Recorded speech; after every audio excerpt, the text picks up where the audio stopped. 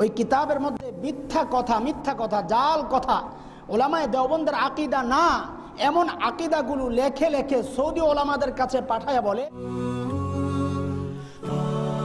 হযরত রাসূল করিম সাল্লাল্লাহু আলাইহি ওয়াসাল্লাম সহ সমস্ত আম্বিয়া আলাইহিস সালাতু ওয়াস সালাম মাসুম কিনা। لآتينهم من بين أيديهم ومن خلفهم وعن أيمانهم وعن شمائلهم। রাসূলের ওই হাদিসও পড়ে না, আল আম্বিয়া ওয়াহইয়াউন ফি কুবুরিহিম, আম্বিয়া আলাইহিস সালাম তাদের কবরে জীবিত, ওই হাদিসও পড়ে না। আয়াত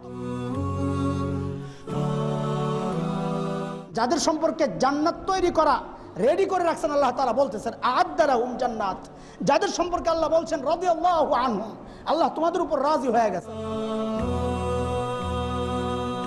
সমস্ত ভারতের আপামর জনসাধারণ মুসলমান যাদের আস্থার প্রতীক ছিল উলামায়ে দেওবন্দ, যাদের বিশ্বাসের প্রতীক ছিল উলামায়ে